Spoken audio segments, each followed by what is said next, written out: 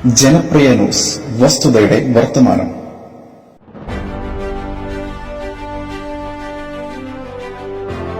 കേരളം മുഴുവൻ കാത്തിരുന്ന അഭയ കൊലക്കേസിൽ ഒടുവിൽ വിധി പുറത്തുവന്നിരിക്കുന്നു. സിസ്റ്റർ അഭയ, ലോക നന്മയ്ക്കായി അവതരിച്ച കർത്താവിന്റെ കൊച്ചുമണവാട്ടി, പൂർവാശ്രമത്തിലെ ബീനമോൾ, ഒരു നിർധന ജ്ഞാനായ കുടുംബത്തിൽ നിന്നും ആത്മീയമായും ഭൗതികമായും രക്ഷ തേടി സഭാവസ്ത്രമണിഞ്ഞവൾ. എന്നാൽ ഒരുപാട് ദുരൂഹതകൾ ഒളിപ്പിച്ചു വെച്ച് സിസ്റ്റർ അഭയ കൊല്ലപ്പെടുന്നു. 19 വയസ്സുണ്ടായിരുന്ന സിസ്റ്റർ അഭയ എന്ന കന്യാസ്ത്രീയുടെ ജഡം 1992 മാർച്ച് 27 കോട്ടയം ജ്ഞാനായ കത്തോലിക്ക രൂപതയുടെ കീഴിലുള്ള സെന്റ് പയസ് 10th കോൺവെന്റിന്റെ കിണറ്റിൽ കണ്ടെത്തിയതോടെയാണ് ദുരൂഹതകൾ തുടങ്ങുന്നത്. കോട്ടയം ജില്ലയിലെ അരീക്കരയിൽ ഐക്കരക്കുന്നേൽ വീട്ടിൽ എം തോമസിന്റെ മകളായിരുന്ന അഭയ മരിക്കുന്ന സമയത്ത് കോട്ടയം BCM കലാലയത്തിൽ 1ാം വർഷ പ്രീ ഡിഗ്രി വിദ്യാർത്ഥിനിയായിരുന്നു. അഭയ കേസിന്റെ തുടക്കത്തിൽ ഈ കൊലപാതകം ഒരു ആത്മഹത്യയാക്കി മാറ്റാൻ ലോക്കൽ പോലീസും ക്രൈംബ്രാഞ്ചും ആസൂത്രിതമായ പല നീക്കങ്ങളും നടത്തി. പിന്നീട് അന്വേഷണം പുരോഗമിച്ചപ്പോൾ ആദ്യത്തെ അന്വേഷണ ഉദ്യോഗസ്ഥൻ മുൻ ASI VV അഗസ്റ്റിന്റെ ആത്മഹത്യ, 2 വൈദികരുടെയും ഒരു കന്യാസ്ത്രീയുടെയും അറസ്റ്റ്, പ്രതികളെ സംരക്ഷിക്കുന്നതിനായുണ്ടായ ഉന്നതതല ഇടപെടലുകൾ, CBI ഉദ്യോഗസ്ഥന്റെ രാജി, സാക്ഷികളുടെ കൂറുമാറ്റവും മറ്റ് നിർണായക വെളിപ്പെടുത്തലുകളും, ഹൈക്കോടതി ജഡ്ജിമാർ തമ്മിലുള്ള തർക്കങ്ങൾ, കഴിഞ്ഞ 28 വർഷം അഭയ എന്ന നാമം കേരള രാഷ്ട്രീയത്തിലുണ്ടാക്കിയ കോളിളക്കം ചെറുതൊന്നുമല്ല. എന്നാൽ ഇന്ന് പ്രഖ്യാപിച്ച വിധിയിലൂടെ ഈ കേസിലെ നിഗൂഢതകൾക്ക് അവസാനമാവുകയാണ്. അഭയ കേസിൽ 28 വർഷത്തിന് പിന്നിലെ ചുരുളഴിക്കുമ്പോൾ ഒരു കൊലപാതകം ആത്മഹത്യയായി മാറിയത് കാണാം.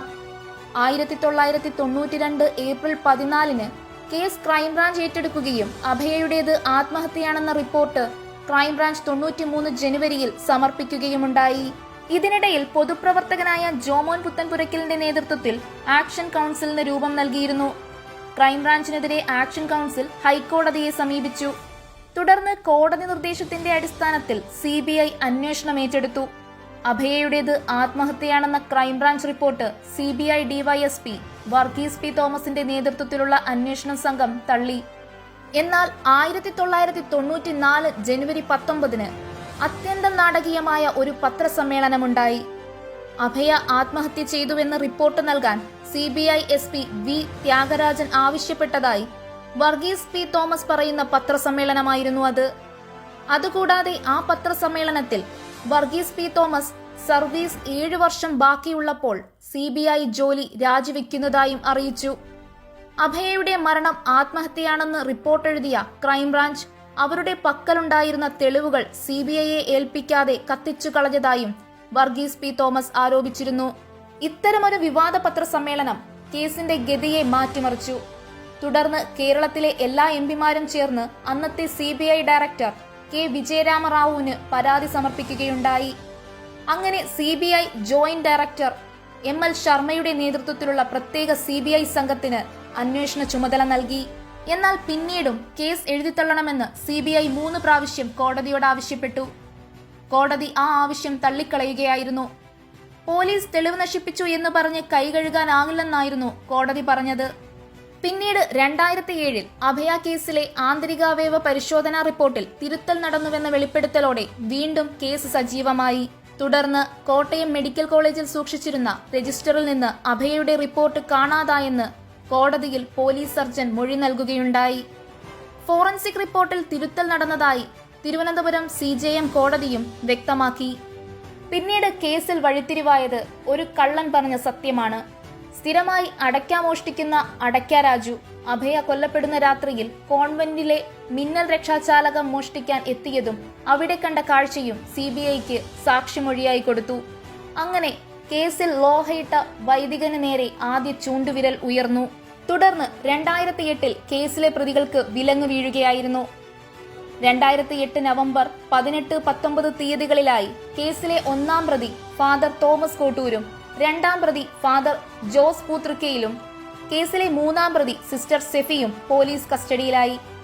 ഫാദർ തോമസ് കോട്ടൂരും സിസ്റ്റർ സെഫിയും ശാരീരിക ബന്ധത്തിൽ ഏർപ്പെടുന്നത് സിസ്റ്റർ അഭയ കാണാനിടയായതിനെ തുടർന്ന് അഭയയെ തലക്കടിച്ചു കൊലപ്പെടുത്തിയെന്നായിരുന്നു കുറ്റപത്രം. കേസിൽ അന്വേഷണ സംഘം കസ്റ്റഡിയിലെടുത്ത സഞ്ജു പി മാത്യുവിന്റെ മൊഴിയാണ് ഈ അറസ്റ്റിലേക്ക് വഴിവെച്ചത്. അതേസമയം ആ മാസത്തിൽ തന്നെ അഭയ കേസ് ആദ്യം അന്വേഷിച്ചിരുന്ന മുൻ ASI VV അഗസ്റ്റിൻ ആത്മഹത്യ ചെയ്യുകയും ചെയ്തു. തന്റെ മരണത്തിന് ഉത്തരവാദികൾ CBI ആണെന്ന് കത്തെഴുതി വെച്ചായിരുന്നു VV അഗസ്റ്റിൻ ആത്മഹത്യ ചെയ്തത്. കേസിൽ പ്രതികളുടെ ജാമ്യാപേക്ഷ മജിസ്ട്രേറ്റ് തള്ളിക്കളയുകയുണ്ടായി. എന്നാൽ അതിനുശേഷം കേരള ഹൈക്കോടതിയിലെ ജസ്റ്റിസ് ഹേമ പ്രതികൾക്ക് ഉപാധികളോടെ ജാമ്യം അനുവദിച്ചു. പിന്നീടങ്ങോട്ട് ഹൈക്കോടതി ജഡ്ജിമാർ തമ്മിലുണ്ടായ തർക്കങ്ങൾക്കാണ് സാക്ഷിയാകേണ്ടി വന്നത്. തർക്കത്തിനൊടുക്കം കേസിന്റെ മേൽനോട്ടത്തിൽ നിന്ന് ജസ്റ്റിസ് ബസന്ത് ഒഴിയുകയുണ്ടായി. പിന്നീട് 2012 അഭയ കൊലക്കേസിൽ കോട്ടയം BCM കോളേജിലെ മുൻ പ്രൊഫസർ ത്രേസ്യാമ്മയുടെ വെളിപ്പെടുത്തൽ പ്രകാരം കോട്ടയം അതിരൂപതയുടെ പ്രഥമ മെത്രാപ്പൊലീത്തയായിരുന്ന കുര്യാക്കോസ് കുന്നശ്ശേരിക്ക് പങ്കുണ്ടെന്ന് CBI കോടതിയിൽ സത്യവാങ്മൂലം നൽകുകയുണ്ടായി. ഇതോടെ കേസിലെ ഉന്നത ഇടപെടലുകൾ വൻ ചർച്ചയ്ക്ക് വഴിവെച്ചു. എന്നാൽ 2018 രണ്ടാം പ്രതിയായ ഫാദർ ജോസ് പുത്രീക്കലിനെ പ്രത്യേക CBI കോടതി തെളിവില്ലെന്ന് ചൂണ്ടിക്കാട്ടി പ്രതിപട്ടികയിൽ നിന്നും ഒഴിവാക്കുകയുണ്ടായി. 2019 ഓഗസ്റ്റ് 26 കേസിൽ പിന്നീട് വിചാരണ തുടങ്ങിയപ്പോൾ ആകെ 177 സാക്ഷികൾ ഉണ്ടായിരുന്നെങ്കിലും 49 സാക്ഷികളെയാണ് വിസ്തരിച്ചത്. മുഖ്യ സാക്ഷികളിൽ കൂറുമാറ്റമുണ്ടായെങ്കിലും സംഭവ ദിവസം ഒന്നാം പ്രതിയായ തോമസ് കോട്ടൂരിനെ കോൺവെന്റിൽ സംശയാസ്പദമായി കണ്ടെന്ന മോഷ്ടാവ് അടയ്ക്കാരാജുവിന്റെ മൊഴി കേസിൽ മുഖ്യ പങ്ക് വഹിച്ചു. നീതി എന്നെഴുതാൻ 2 അക്ഷരമേ ഉള്ളെങ്കിലും അതൊന്ന് ഉച്ചരിച്ചു തീർക്കാൻ നാം എത്ര കാലമെടുത്തു. നീതിക്ക് വേണ്ടിയുള്ള 28 വർഷത്തെ കാത്തിരിപ്പിനൊടുവിൽ കേസിലെ ഒന്നാം പ്രതി ഫാദർ തോമസ് കോട്ടൂരും 3-ാം പ്രതി സിസ്റ്റർ സെഫിയും കുറ്റക്കാരെന്ന് കോടതി വിധിച്ചിരിക്കുന്നു.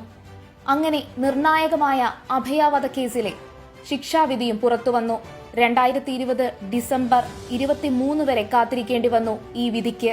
അഭയാവധ കേസിലെ ഒന്നാം പ്രതിയായ ഫാദർ തോമസ് കോട്ടൂരിന് 302-ാം വകുപ്പ് പ്രകാരം, അതായത് കൊലപാതകമനുസരിച്ച് ജീവപര്യന്തം തടവും 5 ലക്ഷം രൂപ പിഴയും ശിക്ഷ വിധിച്ചു. കൂടാതെ കേസിൽ തെളിവ് നശിപ്പിച്ചതിന് 201-ാം വകുപ്പ് അനുസരിച്ച് 7 വർഷം തടവ് ശിക്ഷയും 50,000 രൂപ പിഴയും, കൊലപ്പെടുത്താൻ വേണ്ടി കോൺവെന്റിലേക്ക് അതിക്രമിച്ചു കയറിയതിന് 449-ാം വകുപ്പ് പ്രകാരം മറ്റൊരു ജീവപര്യന്ത തടവ് ശിക്ഷയും 1 ലക്ഷം രൂപ പിഴയും വിധിച്ചു. എല്ലാ ശിക്ഷയും ഒന്നിച്ചനുഭവിച്ചാൽ മതിയെന്ന് കോടതി വ്യക്തമാക്കിയിട്ടുണ്ട്. കേസിൽ 3-ാം പ്രതിയായ സിസ്റ്റർ സെഫിക്ക് 302-ാം വകുപ്പ് പ്രകാരം ജീവപര്യന്തം തടവും 5 ലക്ഷം രൂപ പിഴയും, 201-ാം വകുപ്പ് അനുസരിച്ച് 7 വർഷം തടവ് ശിക്ഷയും 50,000 രൂപ പിഴയുമാണ് വിധിച്ചത്. കോടതിക്ക് ബോധ്യമായ ഒരു കുറ്റകൃത്യത്തിന് ശിക്ഷ വിധിക്കാൻ 28 വർഷം വേണ്ടിവന്നു.